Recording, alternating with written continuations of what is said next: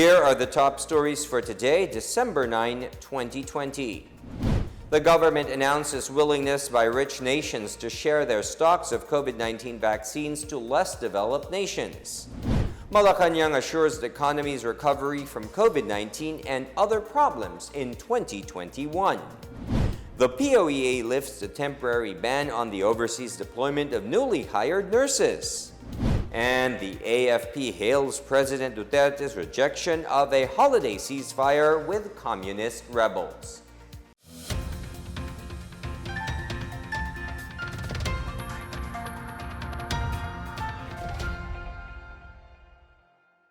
Good day, I'm William Theo. Welcome to the PNA Newsroom. Wealthy countries that secured vast inventories of COVID-19 vaccines are willing to give less developed nations with inoculation. This is according to National Task Force Against COVID-19 Chief Implementer Carlito Galvez Jr., saying developed nations have secured around 80% of the vaccines to be manufactured by pharmaceutical companies. He attributed this to President Duterte's virtual UN address last weekend when the president called on other countries to cooperate in ensuring universal access to COVID-19 vaccines.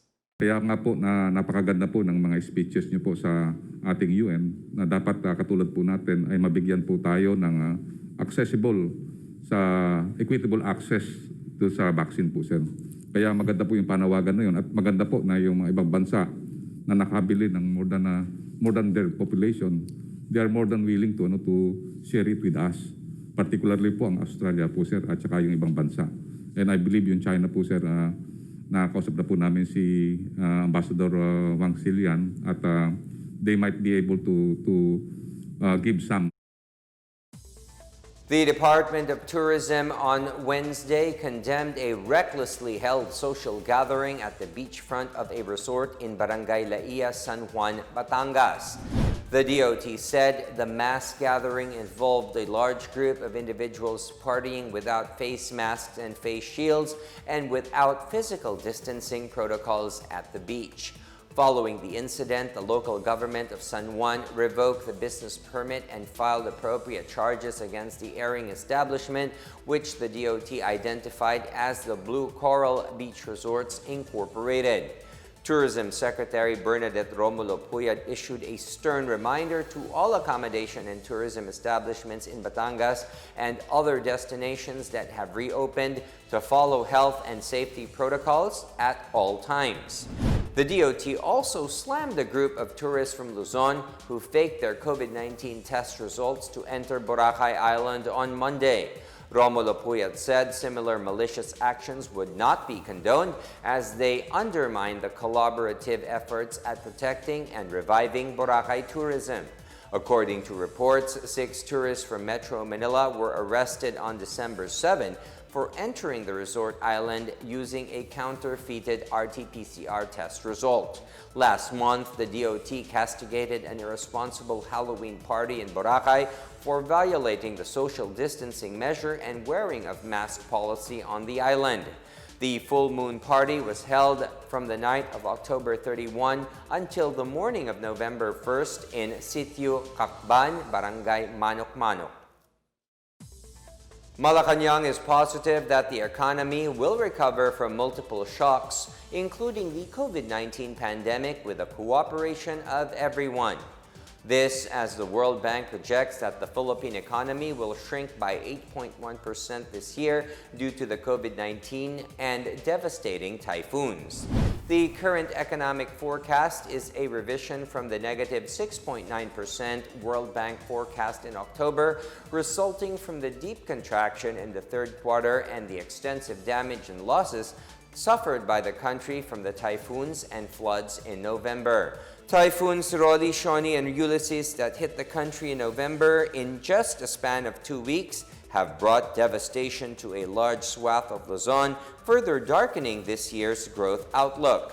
World Bank, however, said that while the country's economy is expected to contract in 2020, sustained improvements in managing the pandemic and a possible rebound in the global economy can help the country recover in 2021 and 2022. This is also shared by presidential spokesperson Harry Roque as he reiterates the government's appeal to follow the minimum health protocols to prevent the spread of the deadly COVID-19.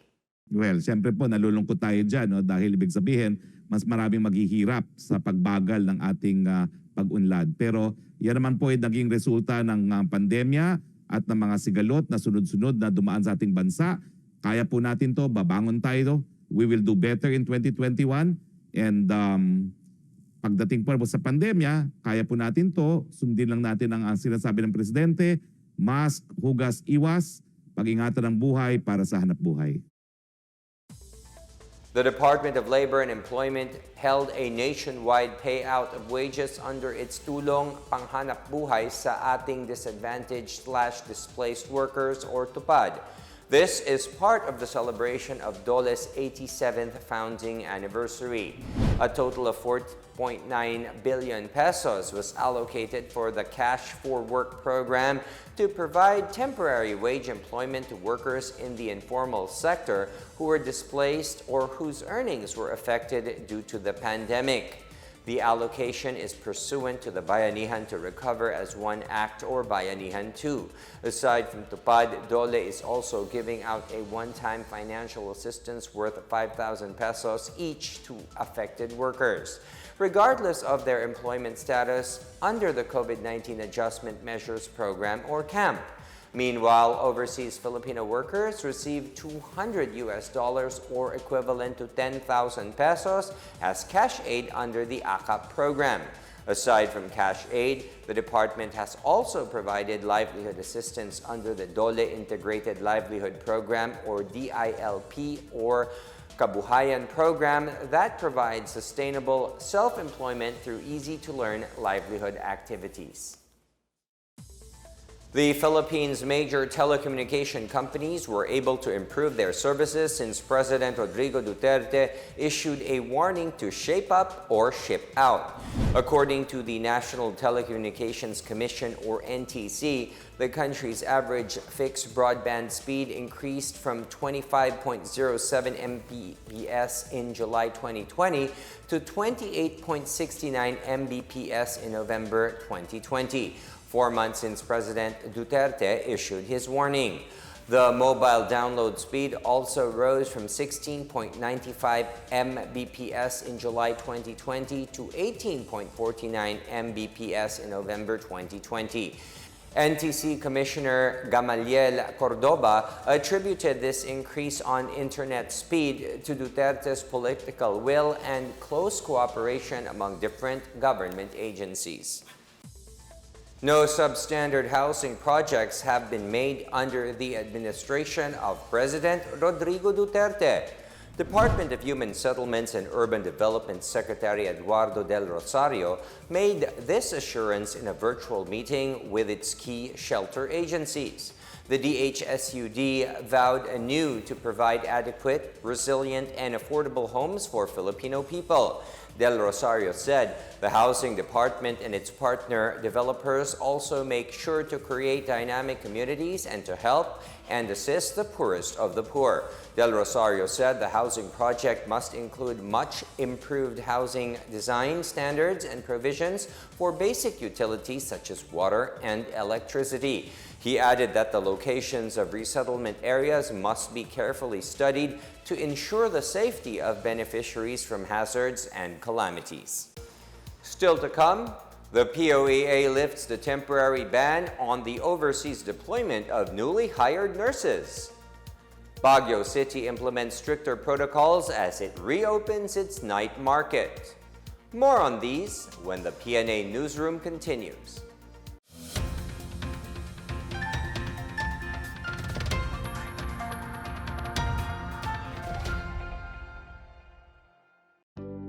Alamin kung paano ang tamang pagsusuot ng surgical mask. Una, hawakan ang mask sa strap at siguruhing natatakpan nito ang inyong bibig at ilong. Tandaan, ang may kulay na bahagi ng mask ang dapat nasa labas. Ito lamang ang tamang paraan ng pagsuot nito. Ihulma ang nose piece o maliit na metallic strip ayon sa hugis ng inyong ilong. Iwasan ang paghawak sa inyong ilong at bibig. Kung marumi na ang mask, hubarin ito gamit ang strap at itapon ito sa isang basurahan. Siguruhin ang maayos na paghuhugas ng kamay gamit ang sabon at tubig. Ang surgical mask ay dapat gamitin ng mga pasyenteng may sakit sa baga o mga taong mayroong ubo, sipon at lagnat, mga nag-aalaga sa mga may sakit, at mga healthcare at frontline workers. Maaari ring magsuot nito kung kayo ay pupunta sa matataong lugar. Basta't sama-sama at laging handa, kaya natin to! Isang paalala mula sa DOH, PCOO, KBP at ng himpilang ito.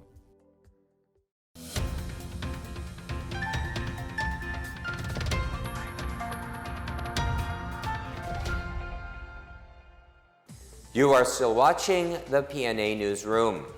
The Philippine Overseas Employment Administration, or POEA, has officially lifted the temporary ban on the deployment of newly hired nurses. The agency issued a resolution allowing newly hired nurses, nursing aides, and nursing assistants to go abroad.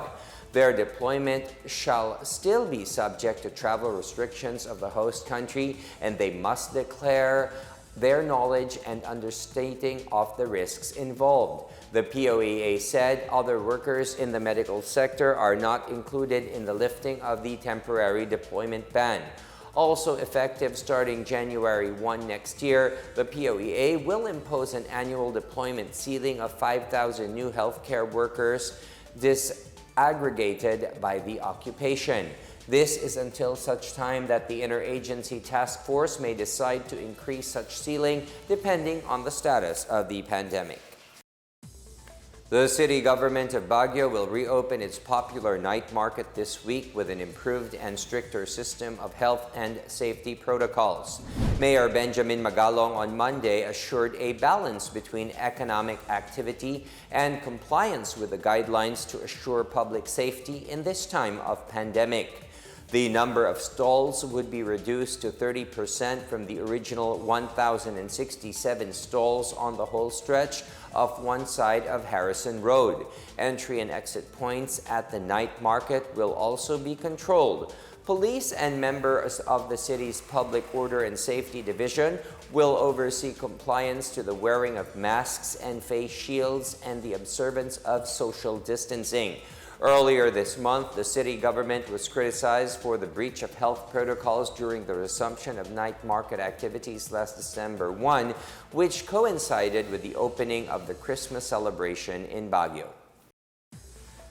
The Manila city government has placed an additional order of 150 metric tons of organic black, brown, and red rice from Mindanao.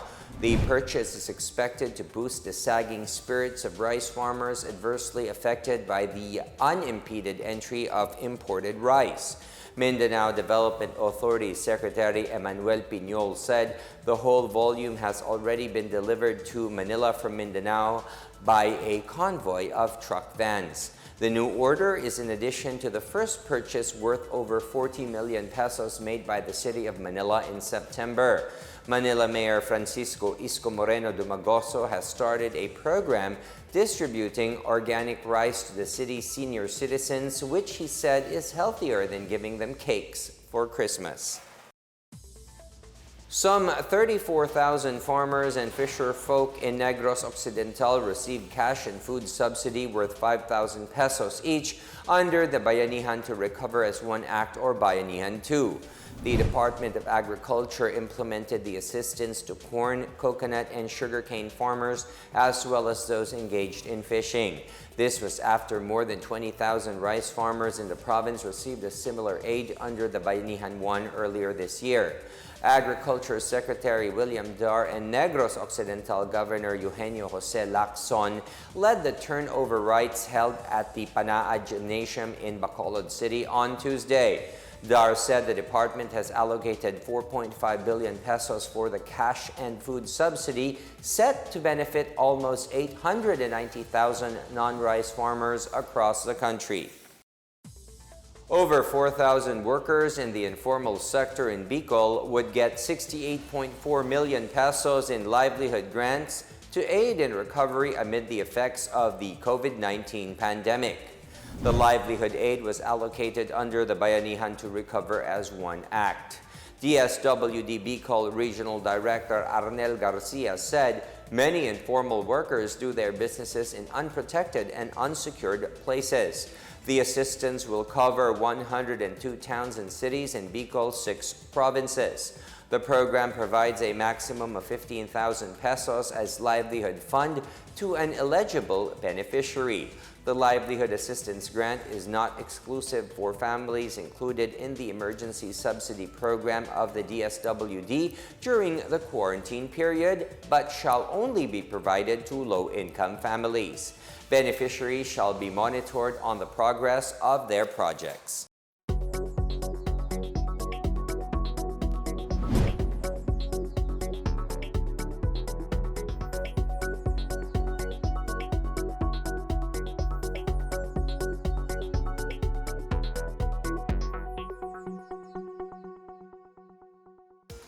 Up next, the AFP hails President Duterte's rejection of a holiday ceasefire with communist rebels.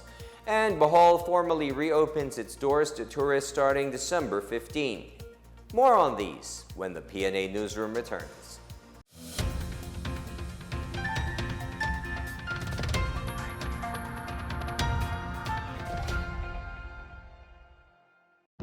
Alamin ang tamang paraan ng pag-ubo upang mapigilan ang paglaganap ng coronavirus disease 2019. Ugaliing magdala ng panyo o tissue.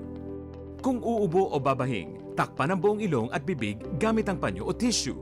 Kung walang dalang panyo o tissue, maaaring gamitin ang braso na pantakip. Kung nakararamdam na kailangan umubo o bumahing, agad na dumistansya sa mga tao sa paligid. Huwag dumura kung saan-saan, gumamit ng tissue at itapon sa basurahan. Ugaliin ang paghuhugas ng kamay at paggamit ng alcohol o hand sanitizer upang mamatay ang mikrobyo. Basta't sama-sama at laging handa, kaya natin to! Isang paalala mula sa DOH, PCOO, KBP at ng himpilang ito.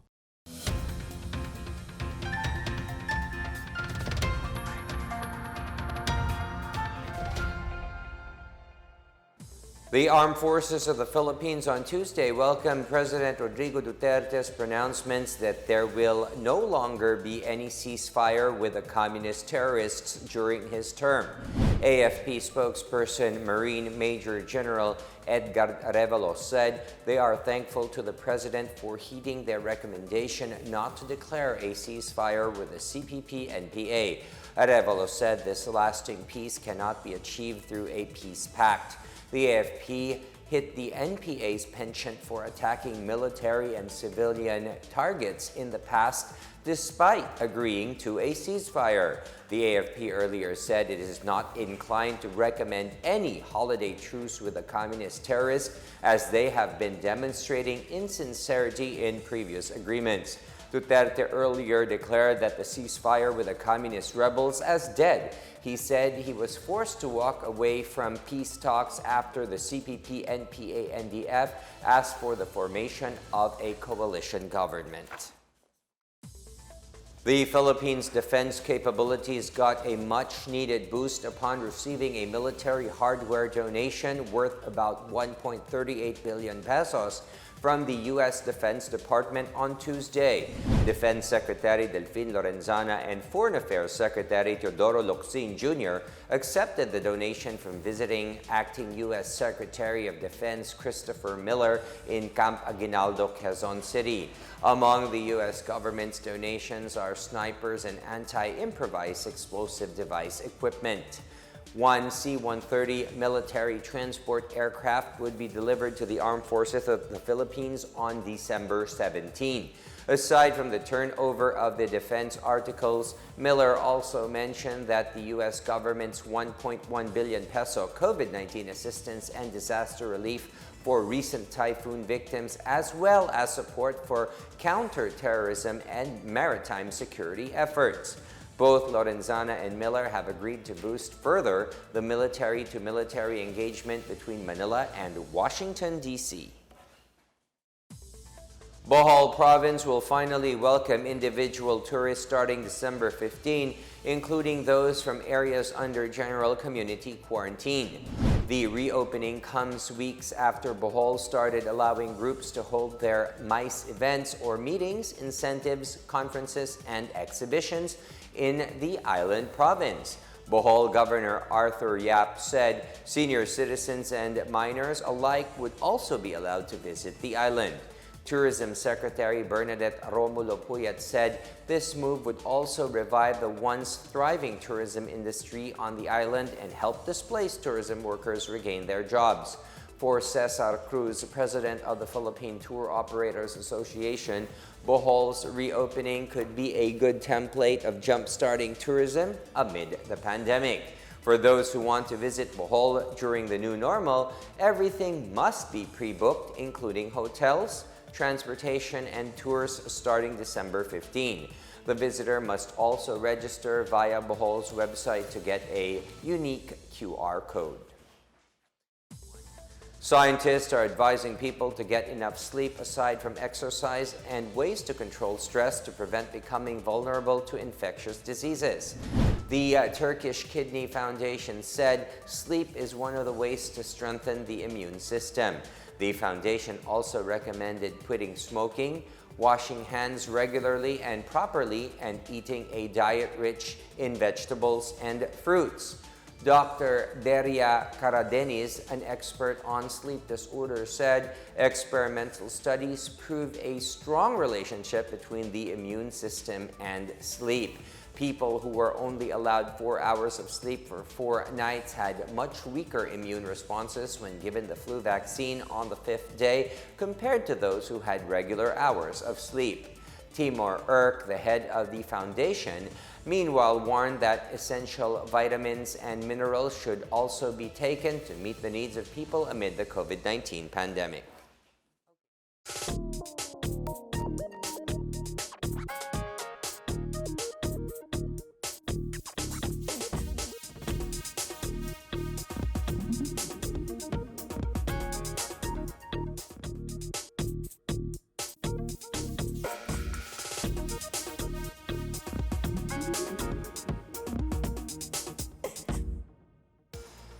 Let's take another look at today's biggest stories. The government announces willingness by rich nations to share their stocks of COVID-19 vaccines to less developed nations. Malacanang assures the economy's recovery from COVID-19 and other problems in 2021. The POEA lifts the temporary ban on the overseas deployment of newly hired nurses. And the AFP hails President Duterte's rejection of a holiday ceasefire with communist rebels. Thank you for watching another episode of the PNA Newsroom. To check more news content, check our webpage or head onto the Philippine News Agency's Facebook and Twitter accounts. For more stories about the government and how it serves Filipinos, look for these hashtags in all of our social media platforms and websites. We are shown on the pages of the PCOO and its attached agencies. Also, watch us on television on PTV4 and IBC 13. And it is 16 days to go before Christmas. And that's your daily dose of the biggest stories that you need to know. From the PNA Newsroom, we tell stories that inspire change. I am William Theo. Good day. Stay safe, everyone.